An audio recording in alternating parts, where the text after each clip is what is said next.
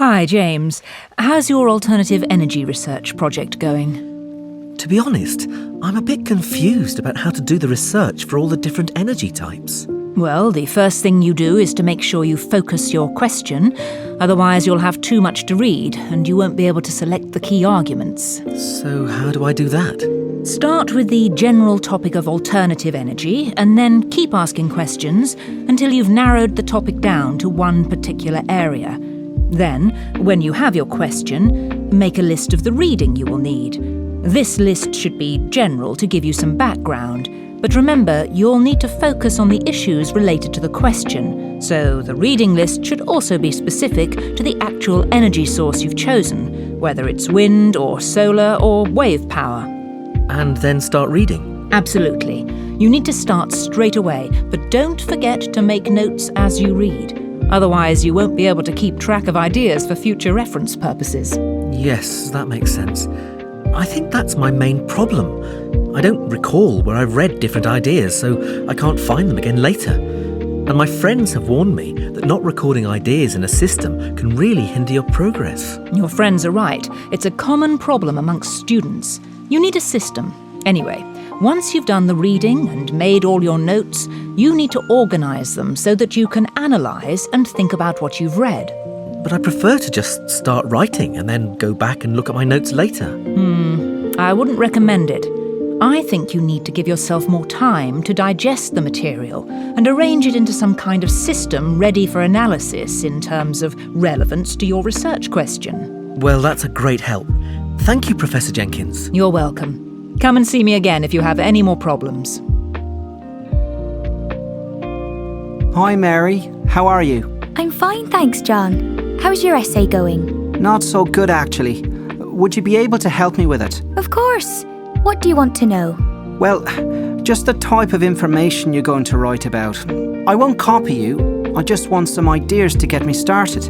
Well, Mr. Jones advised us to focus on just 2 or 3 forms of non-traditional energy for our evaluation. So I think I'm going to choose solar. It's fairly easy to evaluate. Are you going to explain both the positive and negative aspects? Well, Mr. Jones warned us not to get too involved in the ethical aspects of the topic, so I'm going to structure my essay by using the advantages and disadvantages of each energy form. That's why I also want to talk about biofuels. I think there are more disadvantages. Oh, I see what you're doing. Using the negative points of one to highlight the positive points of the other. That's a smart idea. And what about the third energy source? I was having difficulty choosing between nuclear and wind because they're both problematic, but I've decided to do nuclear for my presentation instead. Thanks, Mary. Chatting to you has helped me think a bit more clearly about my essay. That's fine. Good luck with it. Hi there, guys. Nice to see you. And you. So, are we going to finalise what we're doing for the environmental science presentation today? I hope so. The presentation is next week. Actually, I wanted to talk to you about this because I think we need to take out some of the information we're including. Oh, really? Like what, Shirley? Well, I'd like to suggest taking out the background details. I think it's just too much information to fit into 10 minutes. But isn't it important to make sure the audience understands the context? I don't think so. And anyway, we could include the background details on the handout. OK, I'm with you on that. Chris, what do you think? Yes, OK, that's fine. I'll add the details to the handout. Anything else? Yes. I'm not sure whether the solar energy statistics will be too much for the audience to take in. There's a lot of numbers and graphs. Can we put the statistics on a handout too? I see your point. We don't want people looking at lots of numbers while we're speaking. But without the statistics, I don't see how we can support our main ideas. Actually, you're right, Tom. I hadn't thought about that. In that case, can we delete the diagrams? It's going to take too much time to explain them. Let's think about that a bit more. If we have to choose between taking out the statistics or the diagrams, I think we should opt for the diagrams. They're less crucial to the presentation. What do you both think? I think it's going to work much better than the original plan we had. Absolutely. We won't have to worry about talking for longer than 15 minutes if we remove the diagrams and focus on the main ideas and statistics. Shall we all meet again tomorrow to finalise the details? Hi everyone. Sorry I'm late. Don't worry, Hannah. We've only just started. We thought we should go over the theories we've studied so far, so we're ready for the seminar discussion on Thursday afternoon. Of course, you're right. I don't think I can remember all the theories related to consumer energy consumption. No, Hannah. That's the reading for Friday's lecture. Thursday's seminar discussion is about the current thinking on alternative energy. Oh, yes.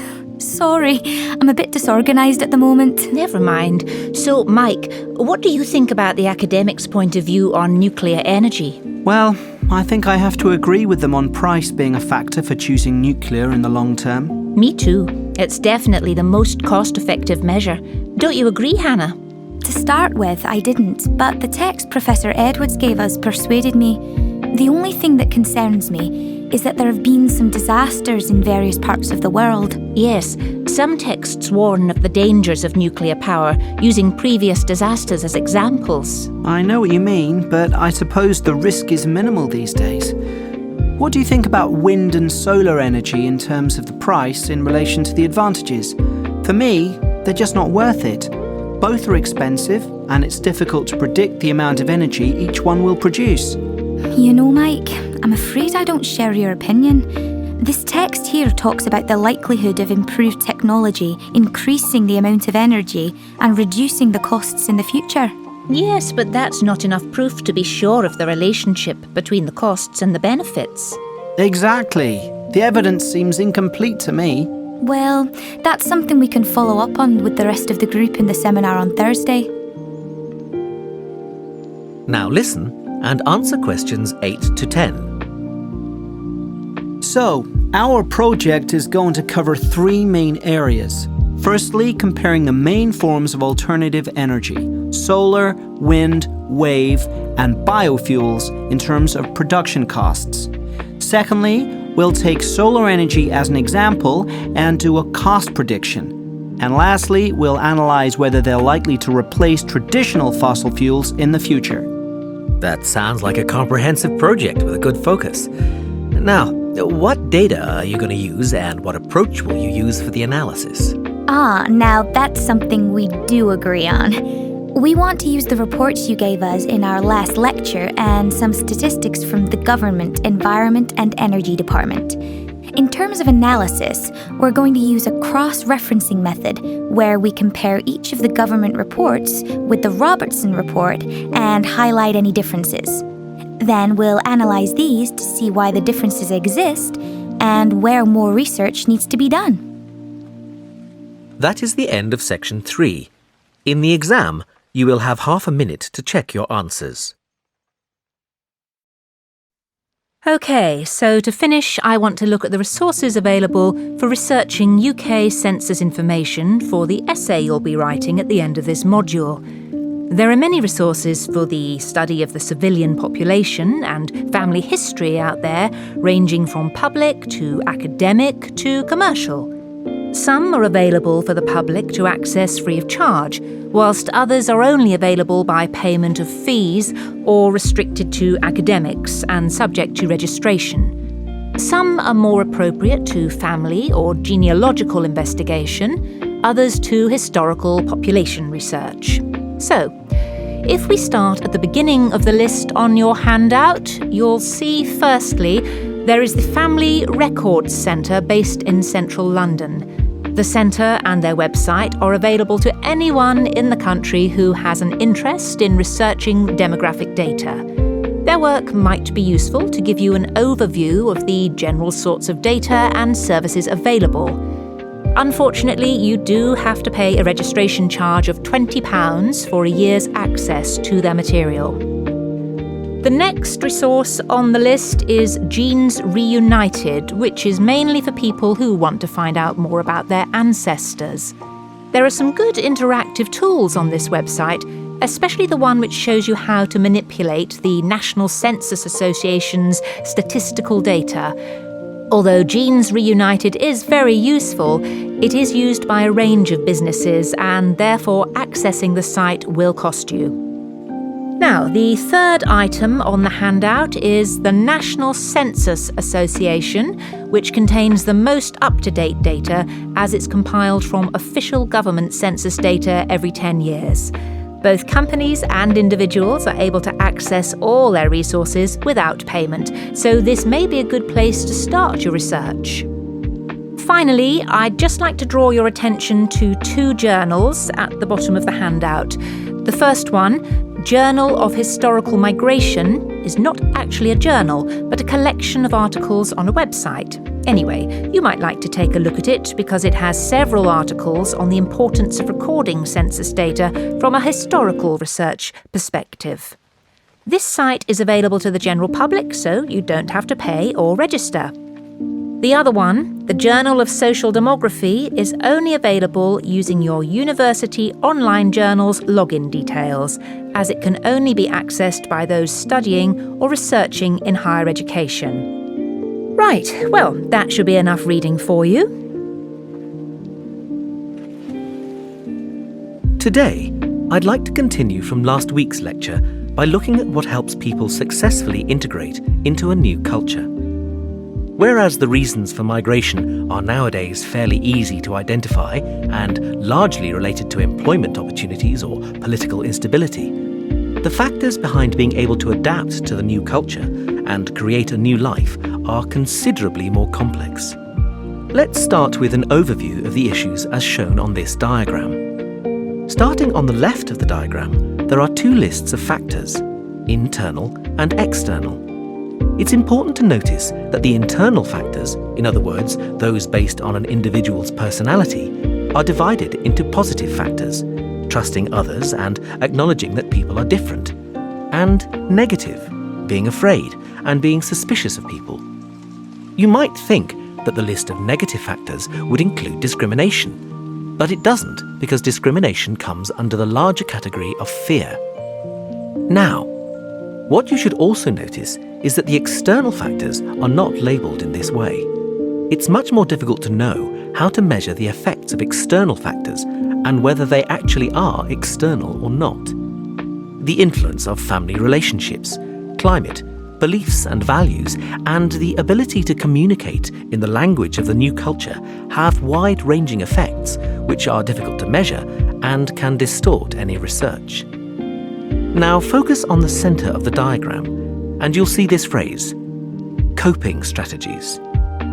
This is important because studies have shown that people who integrate well into a new culture, and that is any culture by the way, are those who have eradicated any negativity and made positive choices and adopted coping strategies such as observing people and taking time to listen and ask questions in order to diminish the effects of culture shock. What we have observed is that people who demonstrate positive coping strategies, such as observing, listening and questioning, end up by understanding the host culture better and integrating quicker and more successfully. However, those who choose to be critical of the differences and therefore react negatively to the host culture are likely to have increased feelings of alienation. This alienation can tail off and become the beginning of acceptance if a person has some positive experiences, but it usually deteriorates quickly into isolation. Track 9. Many people have immigrated to Britain and become citizens over the last 200 years, and in today's lecture I'd like to look at the various laws or Acts of Parliament introduced to deal with those people who came to live in Britain. In 1793 there was the Aliens Act, which the British government introduced to control the number of refugees fleeing to Britain to escape the revolution in France. Compared to today, when refugees have to complete a long and complicated application process before arrival, in 1793, all that was required by the authorities was that individuals had to register at the port where they arrived. The collection of personal information started in 1844 with the Naturalisation Act, which was updated in 1870. The main difference in the 1870 Act was that applicants who wanted to stay in Britain had to have served the Crown or to have lived in the country for at least 5 years before being considered. Both these acts allowed the government to control the number of people coming into the country. These changes were fairly insignificant regarding people's freedoms and the amount of state intervention involved. However, in the 20th century, this began to change. The Alien Registration Act was introduced in 1914, and when the First World War broke out, all aliens over the age of 16 had to register at local police stations, be of good character, and demonstrate a working knowledge of English. The reason for this act was to create a feeling of patriotism among migrant communities and also to stop spies from Europe infiltrating the country. And after the Second World War, the meaning of British nationality was redefined again, this time to encourage residents from British colonies to come to Britain to help rebuild the country. This was the British Nationality Act of 1948. The condition was that potential migrants had to demonstrate that they wanted to work and were fit and healthy. Finally, there was the Commonwealth Immigration Act of 1962. Legislation was passed to restrict the number of Commonwealth immigrants to Britain. Although many people still wanted to come to Britain to obtain good jobs, the Act now meant applicants had to get work permits, which were given mostly to skilled immigrants such as doctors. In the next session, I want to look at more contemporary acts. For instance, the one that was... Excuse me, where can I fill up my water bottle? There's a water cooler just inside the main doors. Is this your first time here? Yes, I just had my induction last week. I'm Anna. Hi, I'm John. If you have any problems and I'm around, please just ask. Have you been coming here long? Yes, I've lived here all my life, just a couple of miles away. I started coming here when I was just a kid. I suppose I'm quite a faithful member. My brother and father come here too. Wow, that's impressive. Thanks. I enjoy it so much because it basically gives me so much energy for the day. It's unusual that I'm here at this time. I work pretty hard, and so I try to fit it in before work usually. I start work at 7, so I usually get in here by about 5:30. Oh, it must still be dark at that time. Yes, it is. That must take some willpower. It does, but it's worth it. You should try an early session. It really makes you feel good about the day. How often are you planning on coming? I was thinking maybe just twice a week at the beginning and then build up from there. What do you think? That's a good idea. When are you thinking of coming? Probably evenings. Is it generally very busy then? It can be. I came in the evening yesterday and it was quite busy. In fact, a funny thing happened. I was on the treadmill and suddenly water started hitting me. It was the fire alarm. The sprinklers had gone off. I was absolutely soaked. It was the first time anything like that has happened, but it was pretty funny. Fortunately, it was a false alarm. So much excitement at the gym. I think I'm going to enjoy this. Thank you for taking the time to see me today, Mr. Jones. I'd just like to take a minute to outline our new step machines. No problem. I'm interested in getting a few. We don't have any in the gym yet. That's great. Well, let me talk you through the build of the step machine. If you have a look at the sales brochure, you can see what they look like on page 14. Okay. These machines are 2 meters tall, so they tend to stand out. The tallest part is the holding frame. At the top there, we have the main grips. These grips, when they are held, monitor heart rate, so that the user can check they are working out at their optimum heart rate. That's great. And where does this rate show up? They'll be able to see it on the screen below. This screen is fully digital and shows not only their heart rate, but the number of steps they've taken and the distance they've travelled. On the panel there, they also have a selection of workouts. They can set it by distance or time, or by the amount of calories they want to burn. They can even set it to climb a famous mountain or hill, or walk up the Leaning Tower of Pisa, for example. That's great. I like those more fun settings. And the great thing is you can have people climbing up Mount Everest, for example, every day for 10 years, and this machine will still be in perfect working order. It's made to last. It not only has a metallic spine, but durable pedals made from the most high-tech materials on the market. And the machine works via a wheel in the centre. That's unusual, isn't it? Yes, it is, but we find a central wheel lasts much longer than a pump system. The central wheel is attached to a bracket which ensures each step movement is as smooth as the last. The final feature I should point out to you is the side supports, which ensure safety for all machine users. If users feel tired, they can hold on to these and slow down their stepping. I see. Well, I think I might take 3 of them. OK, Alice, I just need a few more details to start your membership. Your full name is Alice Wilson, yes? No, Watson. Oh, yes, I'm sorry. Which age range are you? Well, I'm just out of the 16 to 25 bracket. I'm 26 now. Great. 26 to 35. Yes. And do you have any health problems which may affect your exercise? No, I don't have any health conditions. I'll put none. Do you do any exercise at the moment? Not much. I exercise a couple of times a week. And what do you do? Well, I used to play tennis, but I stopped. Now I only go swimming. OK. And why have you decided to join up? Just to improve my fitness. I don't want to lose any weight or build muscles or anything. Fine. Well, I would recommend doing the Level 2 workout programme to begin with. It takes about 40 minutes to do the whole programme. I'll get you an information sheet so you can see what it involves. Hi, Penny. How are you doing? Have you just been to the gym? Hi, Debbie. I'm good, thanks. Yes, I've just finished a workout. How are you? Yes, good. I'm planning on going to the gym later, but it's hard finding the time now I've got a child. I bet it is. Have you tried any of their new exercise classes? Yes, I tried some last week. I wanted to go to yoga, but it was full up.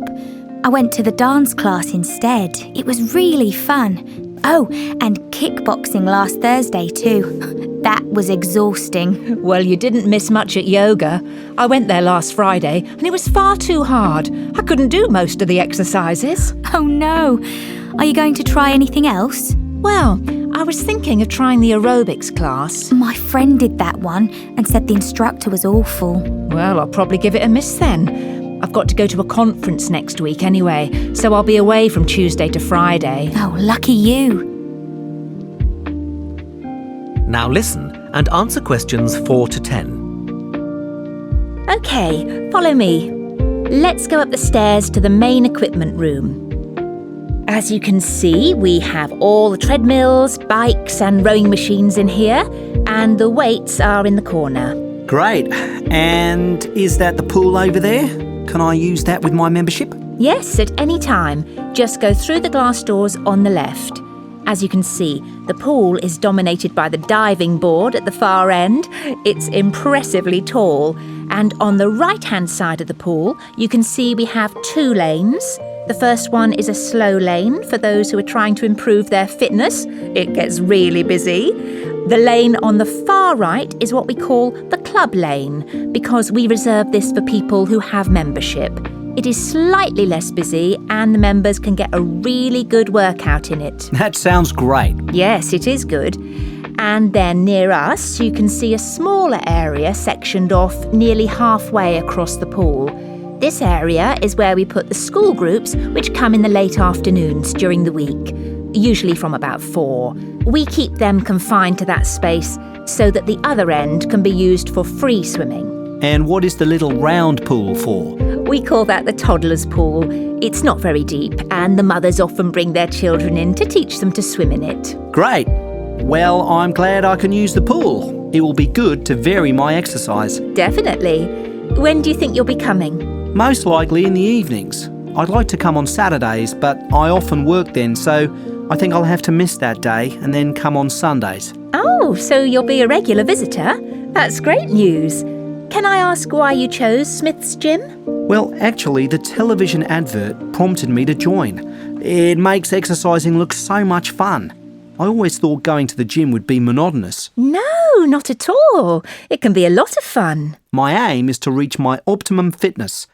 At the moment, I think I'm a bit unhealthy, so I'd like to change that. Well, give it some time and I'm sure you will. Now, shall we go back and complete the payment details?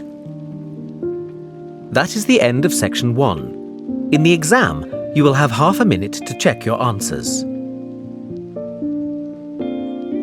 1. Revenue. 2. Thrive. 3. Commission. 4. Collaborate.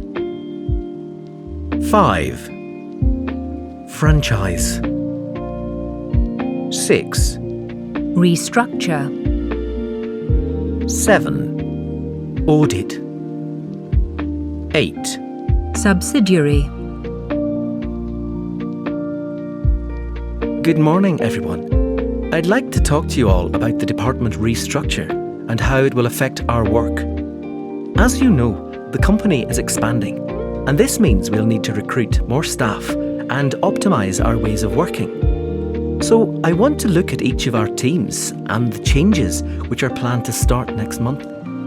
The sales team, headed by Gary Wilson, will be responsible for not only increasing the amount of business we do with our current customers, but also searching out new clients. As this is likely to be a labour-intensive task, Gary's team will need more staff, which is where Linda French's human resources team comes in. Linda and Gary will collaborate on finding and employing 20 new sales members as soon as possible. However, not all staff will be recruited from outside. If this company is going to continue to thrive, each of the current team managers will need an assistant, and these positions will be internal appointments. Human Resources are sending out an email to all staff this week, asking them if they would like to apply for one of the new positions, and interviews will begin next month. Now, in order for the sales team to increase revenue, the research and development team have to come up with some innovative products which will be better than those offered by other companies. Therefore, Zoe's team will start a month-long project to learn more about what our competitors make to help inform our design process. Their target will be to design and create 2 new ranges of products this year. As always, if any of you have an idea for a product, please contact Zoe about it. All ideas are welcome. Lastly, but just as importantly, I'd like to talk about Ian Smith's team. Obviously, aftercare service is crucial to the expansion of the company, so IT support will be making sure that all our customers are called to discuss our service as part of the follow-up system. Ian's team will also be upgrading our client support package to facilitate 24-hour access, 7 days a week. Ian believes strongly that this will increase our competitiveness and be a real selling point for potential customers. Welcome to this fire evacuation talk, everyone. I'm Melanie Brooks, the Fire Safety Manager here at Tech Base, and my office is on the 4th floor if you ever need to find me. Today, I want to run through the fire evacuation procedure now that we're in a new building. First of all, can I just remind you that if you hear the fire alarm, you should always head towards the main stairs in order to leave the building. Please assume that the alarm is real, except if it sounds at 11 a.m. on a Tuesday.